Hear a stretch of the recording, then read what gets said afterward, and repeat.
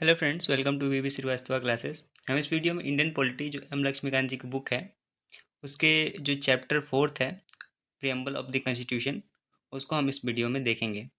Okay, इससे पहले हमने हिस्टोरिकल बैकग्राउंड देखा जिसमें हमने देखा कि कैसे अंग्रेजों ने आके हम पे रूल किया। उसके बाद मेकिंग ऑफ कॉन्स्टिट्यूशन देखा, है ना। हम आज़ाद हुए, उसके बाद हमें कॉन्स्टिट्यूशन की ज़रूरत पड़ी तो हम कॉन्स्टिट्यूशन कैसे बनाए, है ना। उसके बाद हमने देखा सैलेंट फीचर्स हमारे कॉन्स्टिट्यूशन के क्या थे। अब हम इस चैप्टर में क्या देखेंगे, प्रियम्बल जो हमारा जो फर्स्ट है, जो प्रीफेस जिसे हम बोलेंगे, आइडेंटिटी कार्ड बोलेंगे, जो ये बताता है कि हमें इस कॉन्स्टिट्यूशन से क्या प्राप्त करना चाहते हैं, क्या अचीव करना चाहते हैं। और ये भी बताना चाहते हैं कि कॉन्स्टिट्यूशन ओवरऑल है क्या, है ना। ये एक पेज में ही ओवरऑल ये बताता है कि हमारा जो इंडियन कॉन्स्टिट्यूशन ये है क्या, ये किस विषय पे है और इसकी क्या मतलब सब्जेक्ट है, क्या ये मतलब बताना चाहता है, क्या अचीव करना चाहता है, ये सारी चीज़ें। मतलब एक आइडेंटिटी कार्ड होता है ना, जिसपे हमारा सब चीज़ें लिखा हुआ होता है। अगर आइडेंटिटी कार्ड किसी को मिल जाता है तो उसमें क्या होता है, ये है कि वो मतलब बेसिक नॉलेज उस इंसान के बारे में वो प्राप्त हो जाएगी। सेम वैसा ही हमारा क्या है, प्रियम्बल जो है ये बेसिक नॉलेज जो है कॉन्स्टिट्यूशन की एक ओवरऑल नॉलेज हमें प्रोवाइड करता है। ओके, तो आइए वीडियो को शुरू करते हैं। अगर हम प्रियम्बल की बात करें तो सबसे पहली बार प्रियम्बल जो है अमेरिका ने अपने कॉन्स्टिट्यूशन में ये इंट्रोड्यूस किया था और यहाँ से ही बहुत सारे देशों ने प्रियम्बल को अपने कॉन्स्टिट्यूशन में अडॉप्ट किया। इसमें से भारत भी है, भारत ने भी अमेरिका के कॉन्स्टिट्यूशन से ही हमने प्रियम्बल को क्या किया है, बोरो किया है। जब हम making of the Indian constitution देख रहे थे तो हमने देखा कि हमने लगभग लगभग 60 कंट्री से, है ना, 60 कंट्री से अलग अलग फीचर्स क्या किए हैं, बोरो किए हैं। जिसमें से प्रियम्बल क्या है, हमने अमेरिकन कॉन्स्टिट्यूशन से क्या किया है, बोरो किया है। प्रियम्बल का मतलब क्या होता है, प्रियम्बल का मतलब होता है इंट्रोडक्शन। किसी भी चीज़ का क्या होता है, ब्रीफ इंट्रोडक्शन होता है ना। वैसे ही पूरे कॉन्स्टिट्यूशन का एक ब्रीफ इंट्रोडक्शन या फिर कैसे कह लें प्रीफेस, वो क्या है, प्रियम्बल है ना। या फिर ये कह लें कि समरी, है ना, या फिर जो एसेंस है कॉन्स्टिट्यूशन का वो हमारा क्या है, प्रियम्बल है ना। प्रियम्बल में एक्चुअली क्या है, सारे कॉन्स्टिट्यूशन का निचोड़ है। एक पेज में ही सारे कॉन्स्टिट्यूशन का क्या है, निचोड़ है। हम उससे पता लगा सकते हैं कि हमारे कॉन्स्टिट्यूशन में क्या क्या चीज़ें रखी गई है। ओके, और हमारा कॉन्स्टिट्यूशन कैसा है, हम किस चीज़ को अचीव करना चाहते हैं। ओके, और नेचर क्या है हमारे कॉन्स्टिट्यूशन का, सारी चीज़ें यहाँ से देखने को मिल जाएंगे। ओके, एन ए पालकीवाला जो कि एक एमिनेंट जूरिस्ट थे और कॉन्स्टिट्यूशनल एक्सपर्ट थे, इन्होंने प्रियम्बल को क्या कहा है, identity card of the constitution. ऐसे हमारा आइडेंटिटी कार्ड बनता है ना।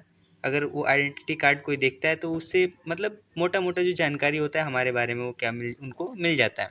वैसे ही अगर हम कॉन्स्टिट्यूशन के प्रियम्बल को हम अगर देखें तो सेम हमारा आइडेंटिटी कार्ड की तरह ये काम करता है। मोटा मोटे तौर पे पूरे कॉन्स्टिट्यूशन की निचोड़ जो है वो आपको समझ में आ जाएगी। कॉन्स्टिट्यूशन का नेचर क्या है, हम क्या अचीव करना चाहते हैं, ऑब्जेक्टिव क्या है हमारी। ओके, नेक्स्ट है जो ये प्रियम्बल है हमारा, ये हमने अपने इंडियन कॉन्स्टिट्यूशन में अडॉप्ट किया है ना। ये ऑब्जेक्टिव रेजोल्यूशन का एक मॉडिफाइड वर्जन है। ओके, ऑब्जेक्टिव रेजोल्यूशन को 13 दिसंबर 1946 में जब हम पढ़ रहे थे, इससे पहले वाले जो चैप्टर है making of the Indian constitutions, उसमें हमने देखा कि जवाहरलाल नेहरू ने 13 दिसंबर 1946 को क्या किया, ऑब्जेक्टिव रेजोल्यूशन कॉन्स्टिट्यूएंट असेंबली के पास सामने रखा, है ना। और उसमें ये मोटे मोटे तौर पर बताया कि हमारे कॉन्स्टिट्यूशन कैसा नेचर का होगा और हम क्या अचीव करना चाहते हैं। उसका ही मॉडिफाइड वर्जन अभी हमारे मॉडर्न जो कॉन्स्टिट्यूशन है उसमें प्रियम्बल के नाम से हमने अडॉप्ट किया है। ओके, इंक्लूड किया है हमारे कॉन्स्टिट्यूशन में। ओके,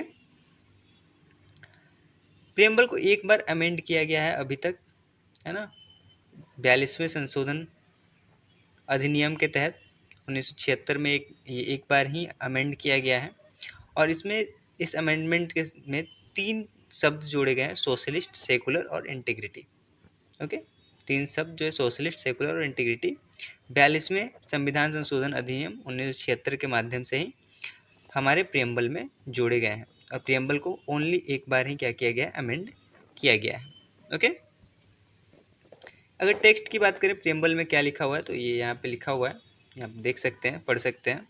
ओके, कभी कभी ऑर्डर पूछ लेता है ना। तो ये justice, social, economic and political है। Liberty of thought expression, belief, faith and worship है। ओके, यहाँ पे सोशलिस्ट, सेकुलर, डेमोक्रेटिक, रिपब्लिक, ये जो है ना, ये ऑर्डर आप याद रख सकते हैं। ओके, जस्टिस में कौन कौन सी जस्टिस, तो social, economical and political justice. Liberty में कौन कौन सी लिबर्टी, तो थाउट की, एक्सप्रेशन की, बिलीफ की, फैथ की, वर्शिप की, ये लिबर्टी। ओके, इक्वलिटी में स्टेटस एंड अपॉर्चुनिटी की इक्वलिटी और प्रमोट अमॉन्ग देम, है ना। फ्रेटर्निटी की बात करें तो dignity of individual and unity and integrity of the nation. Okay, next अगर हम बात करें इंग्रेडिएंट्स क्या है प्रियम्बल के, तो हम अगर देखेंगे इंग्रेडिएंट्स जो हमारे प्रियम्बल के हैं वह ये सोर्सेस बताती है ना। ये बताती है कि ऑथोरिटी कौन है सोर्सेस का, कॉन्स्टिट्यूशन का, तो वो खुद हमारी जनता जनार्दन, क्योंकि हमारी जो पॉलिटी है वो कैसी है, डेमोक्रेसी है। हमारे कंट्री में जो पॉलिटी चलती है वो डेमोक्रेसी चलती है ना। To the people, by the people, from the people. तो जितने भी पावर्स या ऑथोरिटी कह लें हम, कॉन्स्टिट्यूशन के सोर्स की है, वो है पावर। पीपल, पीपल के माध्यम से ही इनको क्या मिलती है, पावर मिलती है, ऑथोरिटी मिलती है कॉन्स्टिट्यूशन को। ओके, नेचर कैसा है इंडियन स्टेट का, ये बताया गया है हमारे प्रियम्बल में। तो हमारा नेचर जो है इंडियन स्टेट का, वो सॉवरेन है, पूरी तरीके से आज़ाद है, सोशलिस्ट है। हम है ना, सोशल वेलफेयर को प्रमोट करते हैं, डेवलपमेंट में इक्वलिटी, है ना, एंड सो ऑन में। सेकुलर है हमारी कंट्री, डेमोक्रेटिक है, रिपब्लिक है। ओके, ये हमारी इंडियन स्टेट की क्या है, नेचर है, जो कि प्रियम्बल हमें बताती है। ओके, ऑब्जेक्टिव क्या है कॉन्स्टिट्यूशन की, है ना, तो वो है जस्टिस, है ना। फाइनली हमारा एम क्या है कि हमें क्या अचीव करना है, तो हमें जस्टिस अचीव करना है, लिबर्टी, इक्वलिटी एंड फ्रेटर्निटी को हमें क्या करना है, अचीव करना है इस कॉन्स्टिट्यूशन से। ये कॉन्स्टिट्यूशन की क्या है, ऑब्जेक्टिव है। और डेट ऑफ अडॉप्शन की बात करें कॉन्स्टिट्यूशन की, तो 26 नवंबर 1949 को अडॉप्ट किया गया था, है ना, कुछ प्रोविजंस को। और मेनली जो सारे प्रोविजंस थे, मैक्सिमम प्रोविजंस थे, वो 26 जनवरी 1950 को अडॉप्ट किया गया। ओके,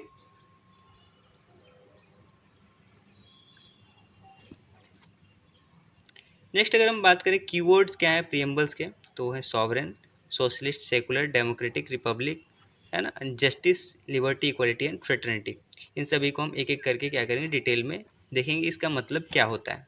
ओके, सबसे पहले बात करें अगर सॉवरेन की, सॉवरेन का मतलब क्या होता है, हम पूरी तरीके से आज़ाद हैं, हम किसी पे भी डिपेंडेंट नहीं है, हम अपने किसी भी काम के लिए किसी पे भी डिपेंडेंट नहीं है कि कोई हमें क्या देगा, अनुमति देगा तब हम वो काम को करेंगे, है ना। हम डोमिनियन नहीं है किसी के भी, हम पूरी तरीके से क्या है, एक आज़ाद हैं, हम अपने डिसीजन खुद ले सकते हैं।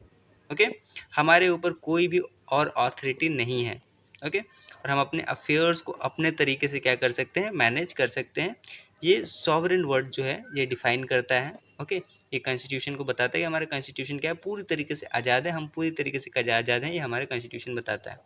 ओके, इंडिया जो मेंबरशिप अडॉप्ट किया है यूनाइटेड नेशन ऑर्गेनाइजेशन की 1945 में, 1945 में, एंड कॉमनवेल्थ नेशन का मेंबर बना 1949 में।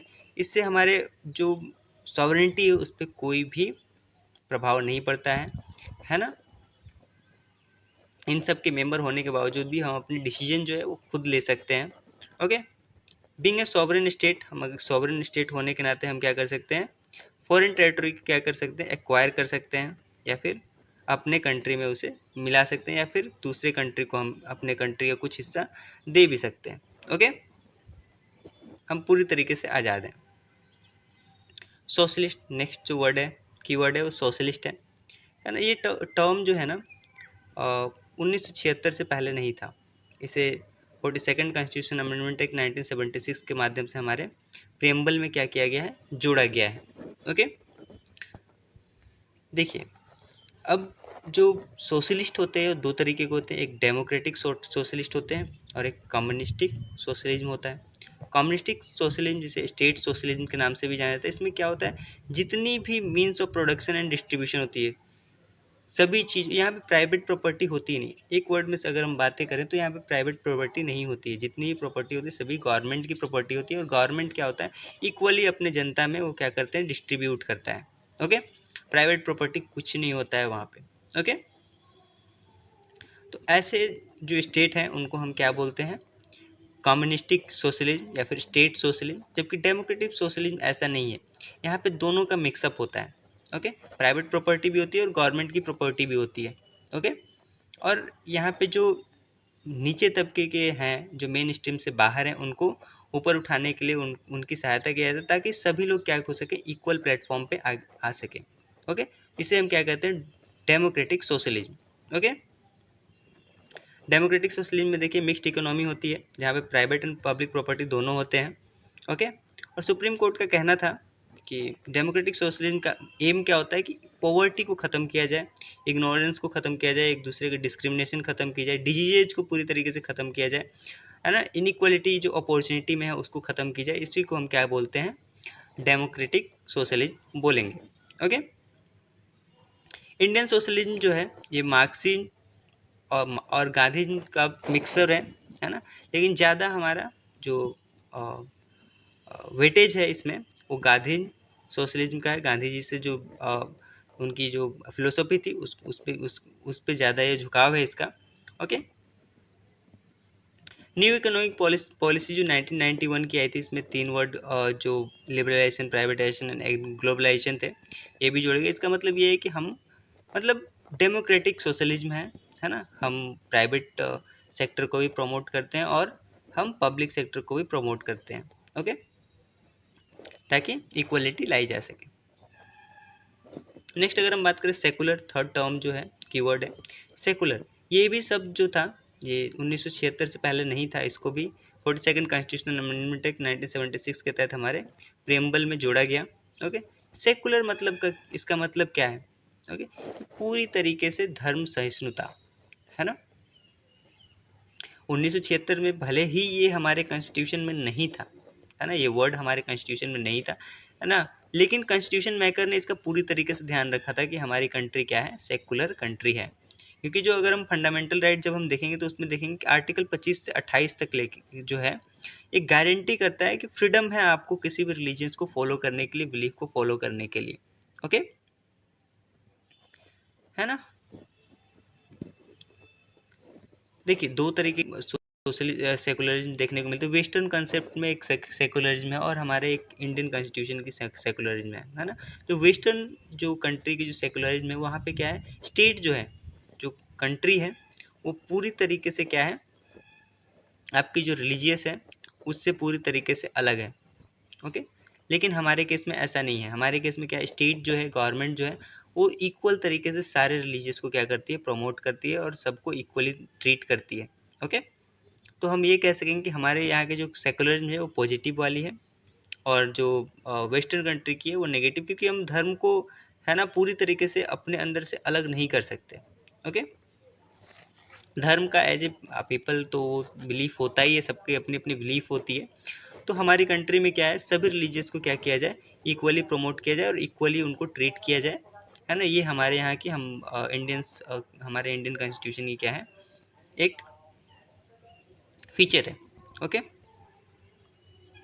नेक्स्ट टर्म अगर हम बात करें तो डेमोक्रेटिक, जो ये टर्म है डेमोक्रेटिक वर्ड है, एंड डेमोक्रेसी का मतलब क्या होता है, to the people, for the people, by the people, है ना, मतलब लोगों के ही द्वारा, लोगों के लिए, है ना, और है ना, लोगों से, है ना, तो उनके लिए ही, और ना उनसे ही बनता है ना। डेमोक्रेसी में अगर हम देखते हैं तो जनता की ही क्या होती है, चलती है, क्योंकि हर 5 साल के बाद क्या देखने को मिलता है आपको, इलेक्शन देखने को मिलता है ना।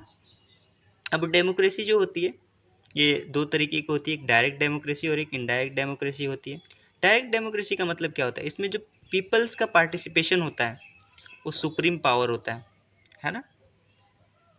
जैसे स्विट्जरलैंड में डायरेक्ट डेमोक्रेसी देखने को मिलती है। स्विट्जरलैंड एक छोटा सा जगह है, वहाँ पे पॉपुलेशन भी बहुत कम है, इसलिए डायरेक्ट डेमोक्रेसी वहाँ पे सुइटेबल है ना। वहाँ पे 4 डिवाइसेस देखने को मिलते हैं डायरेक्ट डेमोक्रेसी के, वो है रेफरेंडम। एक तो डायरेक्टली कोई भी एक्ट आया, है ना, उनके पार्लियामेंट में कोई भी एक्ट आती है, मतलब बिल आता है, उस पर डायरेक्ट वोटिंग करा लिया जाता है पीपल्स के, वो उस बिल पे डायरेक्टली वोटिंग करा लिया जाता है पीपल्स के। अगर मैक्सिमम नंबर पे वोटिंग पड़ा फेवर में तो पास हो जाता है। ओके, इनिशिएटिव की बात करें अगर हम, तो जो वहाँ की जनता है वो क्या कर सकती है, एक बिल ड्राफ्ट करके वो क्या कर सकती है, अपने पार्लियामेंट में रख सकती है और उसको पास करवा सकती है और उसे लॉ बना सकती है। इस तरह रिकॉल का मतलब क्या है, जो रिप्रेजेंटेटिव या ऑफिसर्स होंगे उनके, है ना, जो कॉन्स्टिट्यूशन में मान लीजिए कोई रिप्रेजेंटेटिव जैसे एमपी एमएलए हमारे होते हैं, वहाँ के जो मिनिस्टर्स या फिर वहाँ के एमएलए जो भी लेजिस्लेचर्स होंगे या फिर कोई ऑफिसर होगा, है ना, जो अच्छे से ढंग से काम नहीं कर रहा होगा, तो उनको उनके टर्म से पहले ये क्या कर सकते हैं, जनता क्या कर सकती है, उनको उनके पोस्ट से रिमूव कर सकती है, जिसे रिकॉल कहा जाता है। प्लेबसाइट जो होता है कि किसी ऐसे मैटर पे जो कि विवादित मुद्दा है, उस पर क्या लिया जाता है, जनता की राय लिया जाता है डायरेक्टली। तो यहाँ पे डायरेक्ट डेमोक्रेसी में क्या होता है, डायरेक्टली पार्टिसिपेशन होता है किसका, जनता का, पीपल्स का। ओके, जबकि वहीं अगर हम इनडायरेक्ट डेमोक्रेसी की बात करें हमारे इंडिया में, देख लीजिए, है ना, जैसे हम क्या करते हैं, हम डायरेक्टली जाके क्या नहीं कर सकते हैं, पार्लियामेंट में लॉ नहीं बना सकते, है ना। इसके लिए हमने क्या करना होता है, अपने अपने कंस्टिट्यूएंसी से क्या करते हैं, एक एक पर्सन को इलेक्ट करते हैं, और वो हमें क्या करते हैं, रिप्रेजेंट करते हैं। ओके, क्योंकि इतनी बड़ी जो जनसंख्या है हमारी, अब हम अगर एक एक से क्या करें, गवर्नमेंट वोटिंग करवाए तब तो होने से रहा, है ना। तो हम ऐसे केस में क्या था है हमारा इनडायरेक्ट डेमोक्रेसी, हम क्या करते हैं, एक पर्सन को इलेक्ट करते हैं, चुनते हैं, और वो हमें रिप्रेजेंट करता है कहाँ पे, हमारी पार्लियामेंट में। ओके, इसे हम क्या बोलेंगे, इनडायरेक्ट डेमोक्रेसी, या फिर इसे रिप्रेजेंटेटिव डेमोक्रेसी के नाम से भी जानेंगे, क्योंकि हम क्या करते हैं, अपने रिप्रेजेंटेटिव एक चुनते हैं, जो कहाँ जाते हैं, पार्लियामेंट में जाके हमें रिप्रेजेंट करते हैं। ओके, जो इनडायरेक्ट डेमोक्रेसी होती है दो तरीके का होता है, एक पार्लियामेंट्री टाइप में जो हमारा है, जिसमें पीएम लीड करते हैं या फिर स्टेट में सीएम लीड करते हैं, और दूसरा होता है प्रेसिडेंशियल रूल, है ना। जैसे अमेरिका में वहाँ के प्रेसिडेंट क्या करते हैं, रूल करते हैं, और वो पूरी तरीके से भिन्न होते हैं, है ना, वो पूरी तरीके से आंसरेबल नहीं होते हैं किसको, लेजिस्लेचर को। जबकि हमारे पार्लियामेंट्री सिस्टम में क्या है, हम पूरी तरीके से रिस्पॉन्सिबल होते हैं किसके, है ना, जो एग्जीक्यूटिव होंगे इसमें वो रिस्पॉन्सिबल होंगे किसके, लेजिस्लेचर्स के। ओके, जबकि वही प्रेसिडेंशियल सिस्टम में क्या होता है कि जो लेजिस्लेचर्स जो एग्जीक्यूटिव होंगे वो लेजिस्लेचर्स के जवाबदेही नहीं होंगे, है ना। तो हमने जवाबदेही वाले जो सिस्टम है उसको चुना, और हमारा जो सिस्टम है इंडियन कॉन्स्टिट्यूशन ने अडॉप्ट किया, पार्लियामेंट्री सिस्टम अडॉप्ट किया। ओके, ताकि जो एग्जीक्यूटिव्स होंगे वो रिस्पॉन्सिबल होंगे लेजिस्लेचर को। ओके, नेक्स्ट अगर टर्म की बात करें की टर्म की, तो वो है रिपब्लिक। ओके, रिपब्लिक का मतलब क्या होता है, ये दो तरीके की रिपब्लिक होती है, एक मोनार्की और दूसरा रिपब्लिक। हम अगर इंडिया और ब्रिटेन की बात करें, तो इंडिया क्या है, रिपब्लिक पॉलिटी की कंट्री है, और जो ब्रिटेन है वो मोनार्की है, क्योंकि वहाँ के जो नॉमिनल हेड होते हैं वो मोनार्क होते हैं, है ना, वहाँ के राजा होते हैं। ओके, जबकि हमारे यहाँ ऐसा नहीं है, हमारे यहाँ जो नॉमिनल हेड होते हैं कंट्री के वो कौन होते हैं, प्रेसिडेंट होते हैं, जो कि इलेक्ट किए जाते हैं, है ना। और वहाँ के मोनार्क जो होते हैं वो, है ना, वंशानुगत होता है उनका जो पोस्ट होता है ना, राजा का बेटा ही राजा, या फिर, है ना, उनकी। लेकिन हमारे केस में क्या होता है, हमारे इलेक्टेड क्या है, नॉमिनल हेड है, इसलिए हमारे कंट्री क्या है, रिपब्लिक है ना। जबकि वहीं ब्रिटेन की जो पॉलिटी है वो डेमोक्रेटिक पॉलिटी जो है वो मोनार्की फॉर्म की है। नेक्स्ट अगर टर्म की बात करें तो वो है जस्टिस, है ना। जस्टिस में सबको न्याय मिलना चाहिए, है ना। जस्टिस तीन प्रकार के होते हैं जो कि हमारे प्रेम्बल में देखने को मिलेंगे, सोशल, इकोनॉमिकल एंड पॉलिटिकल, है ना। सबको अगर जस्टिस मिलनी भी चाहिए तो तीनों तरीके की जस्टिस क्या होनी चाहिए, हमारे सभी जो सिटीजन्स हैं उनको मिलनी चाहिए इंडिया के, है ना। और इसको सिक्योर किया गया है fundamental right and directive principle, जो कि हमारे कॉन्स्टिट्यूशन में रखे गए हैं उसके द्वारा, है ना। सोशल जस्टिस जो है ये डिनोट करता है कि इक्वली ट्रीट किया जाए सभी सिटीजन्स को, है ना, बिना उनके सोशल डिस्क्रिमिनेशन किए हुए, है ना। जैसे उनके caste, colour, race, religious, sex and etcetera से रिलेटेड उनको कोई भी डिस्क्रिमिनेशन नहीं किया जाए, वो भारतीय हैं, ये उनकी क्या है, आइडेंटिटी है। तो सोशल जस्टिस उनको प्राप्त है ना, ऐसा हमारा क्या है, कॉन्स्टिट्यूशन डिफाइन करता है। इकोनॉमिक जस्टिस, किसी भी पर्सन को हम इकोनॉमिकली भेदभाव नहीं कर सकते कि ये गरीब है, ये अमीर है। ओके, प्रॉपर्टी के बेस पे हम क्या नहीं कर सकते, इनइक्वालिटी को, है ना, प्रमोट नहीं कर सकते। ये हमारी कॉन्स्टिट्यूशन बताती है कि हमारा जो कॉन्स्टिट्यूशन है वो इक्वल इकोनॉमिक जस्टिस को प्रमोट करती है। ओके, कोई भी डिस्क्रिमिनेशन नहीं देखने को मिलता है इकोनॉमिक फैक्टर पे। ओके, जो हमारा लॉ है इक्वली सब पे एप्लीकेबल होता है, एंड चाहे वो अमीर हो गरीब हो सबके लिए एक लॉ है। ओके, अगर हम बात करें, अगर यहाँ पे अगर एक नोट्स की बात करें, तो यहाँ पे सोशल जस्टिस और इकोनॉमिक जस्टिस को अगर हम मिला देते हैं तो ये क्या बन जाता है, distributive justice. Okay, political justice की बात करें तो इसमें सभी सिटीजन्स को क्या है, इक्वल पॉलिटिकल राइट है ना। जैसे सबको, चाहे वो गरीब हो अमीर हो, सभी को एक ही वोट देने का अधिकार है, सबके मत की क्या है, वैल्यू इक्वल है। ओके ओके, सभी क्या कर सकते हैं, खड़े हो सकते हैं इलेक्शन में, और है ना उस पोस्ट को क्या कर सकते हैं, हेल्ड कर सकते हैं। ओके, है ना, इक्वल वॉइस में गवर्नमेंट को चुन सकते हैं एंड सो ऑन, है ना। ये आइडिया ऑफ जस्टिस का जो ये निकल के कहाँ से आया, तो ये निकल के आया रशियन रिवॉल्यूशन जो कि 1917 में हुआ। ओके, यहाँ से ही social, economic and political justice जो है सामने निकल के आई, और हमने इस रशियन कॉन्स्टिट्यूशन से हमने इसे बोरो किया है। ओके, अगर लिबर्टी की बात करें तो हमें ये फ्रीडम है कि हम कुछ भी कर सकते हैं, है ना, लॉ के दायरे में रह के, है ना, जो लॉफुल हो वो सारी चीज़ें हम क्या कर सकते हैं, हम अपनी कैरियर चुन सकते हैं, हम कुछ भी कर सकते हैं, कोई भी एक्टिविटीज परफॉर्म कर सकते हैं, है ना, हमारे अकॉर्डिंग अकॉर्डिंग, है ना, विद इन लॉ। ओके, है ना, ये प्रोवाइड करती है क्या चीज़, लिबर्टी प्रोवाइड करती है अपॉर्चुनिटी कि हम कोई भी कैरियर चुन सकते हैं, कुछ भी कर सकते हैं, और ये जो इंडिविजुअल की पर्सनैलिटी को डेवलपमेंट में बहुत ही बड़ा रोल निभाता है ना।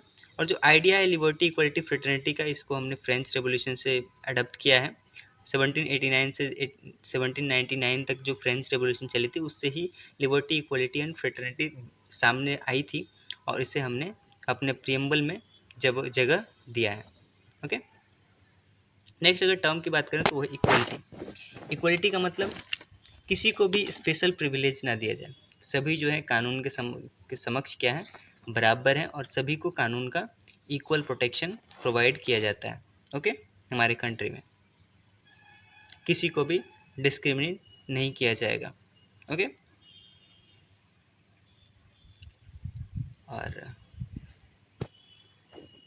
है ना, जैसे हमारे इक्वलिटी को अगर हम बात करें तो फंडामेंटल राइट में आपको देखने को मिल जाएगा आर्टिकल 14, जो इक्वलिटी बिफोर द लॉ बोलते हैं कि सभी कोई, है ना, लॉ के समान क्या है, समान है, किसी को भी डिस्क्रिमिनेट नहीं किया जाएगा उनके रिलीजियस, रेस, कास्ट, सेक्स और प्लेस ऑफ बर्थ के बेसिस पे। आर्टिकल 15 में ये बताता है। सभी को पब्लिक एम्प्लॉयमेंट में क्या है, अपॉर्चुनिटी इक्वली प्रोवाइड करी जाएगी, आर्टिकल 16 ये बताती है ना। अबोलिशन ऑफ अनटचेबिलिटी को अबोलिश कर दिया गया आर्टिकल 17 के तहत, ये हमें देखने को मिलता है। अबोलिशन ऑफ टाइटल जो है, टाइटल को अबोलिश कर दिया गया, जिससे ये नहीं पता चले कि ये हाइयर है, ये लोअर है, आर्टिकल 18 में हमें देखने को मिलेगा। ओके, यहाँ पे दो प्रोविज़न ऐसे हैं हमारे कॉन्स्टिट्यूशन में जो ये हमें ये बताते हैं कि हमें क्या है, पॉलिटिकल इक्वलिटी है। जैसे कोई भी ऐसा पर्सन नहीं है जिसको ये बोल के जो इलेक्टोरल रोल जो बनता है उसे हटा दिया जाएगा कि वो किसी एक विशेष धर्म का है, रेस का है, कास्ट का है, फिर सेक्स का है। आर्टिकल 325 ऐसा बताती है ना। और जो इलेक्शन होता है लोकसभा का या फिर स्टेट असेंबली का, तो ये यूनिवर्सल एडल्ट फ्रेंचाइजी पे होता है ना, एडल्ट सफरेज पे होता है। आर्टिकल 326 मतलब क्या, अगर आप एक तय उम्र सीमा को पार कर जाते हैं तो आप क्या हो जाते हैं, एलिजिबल हो जाते हैं वोटिंग के लिए या फिर इलेक्शन में एज ए मेंबरशिप खड़ा होने के लिए। ओके, अगर हम डीपीएसपी में देखें आर्टिकल 39 को, तो ये भी क्या बताती है कि मेंस और वुमेन को इक्वल राइट है कि वो एडिक्वेट मीन ऑफ लिवलीहुड को क्या कर सकें, अचीव कर सकें, और इक्वल पे उनको प्रोवाइड किया जाए। अभी इक्वल पे की तो बहुत ज़्यादा चर्चा में भी थी, है ना। हमारा नेक्स्ट जो कीवर्ड है वो है फ्रेटर्निटी। ओके, फ्रेटर्निटी का मतलब होता है ब्रदरहुड। ब्रदरहुड बोलने का मतलब भाईचारा। जो कॉन्स्टिट्यूशन मेकर्स थे हमारी कंट्री हम जानते हैं कि पूरी तरीके से क्या है, डाइवर्स है। ओके, तो हमारे जो कॉन्स्टिट्यूशन मेकर थे वो चाहते थे क्या, जितने भी डाइवर्सिटी है लेकिन उनको जो बांध के रखने वाली जो तत्व है, ताकि हमारी जो कंट्री की इंटीग्रिटी बनी रहे, वो है ब्रदरहुड। अगर भाईचारे की भावना रहेगी सभी में तो क्या होगा, हमारा जो कंट्री है वो यूनाइटेड रहेगा, है ना। तो इसलिए ही एक फ्रेटर्निटी कीवर्ड को इसमें इंट्रोड्यूस किया गया, जिसके माध्यम से क्या करने की कोशिश की गई, ब्रदरहुड की जो भावना थी वो लोगों में प्रमोट करने की एक, है ना, कोशिश की गई, और ये सफल भी रही। ओके, और इसके लिए ही जो कॉन्स्टिट्यूशन में सिंगल सिटीजनशिप का क्या रखा गया, एक प्रोविज़न रखा गया कि मतलब इंडिया में क्या होगा, सिंगल सिटीजनशिप होगा। अब अमेरिका की अगर बात करें तो वहाँ पे ड्यूअल सिटीजनशिप होती है, स्टेट्स वाले अलग सिटीजनशिप प्रोवाइड करते हैं और उनकी जो कंट्री की सिटीजनशिप होती है वो अलग होती है। ओके, फंडामेंटल ड्यूटीज लाया गया ताकि क्या हो सके, ब्रदरहुड्स और अपने जो रिस्पॉन्सिबिलिटी है उसकी लोगों को समझ हो, है ना। जो आर्टिकल 51A इसमें एक जोड़ा गया हमारे कॉन्स्टिट्यूशन में by 42nd constitution amendment act, जिसके तहत ड्यूटी दी गई सिटीजन्स को ताकि हारमोनी को प्रमोट किया जा सके, स्पिरिट ऑफ कॉमन ब्रदरहुड्स को प्रमोट किया जा सके। ओके,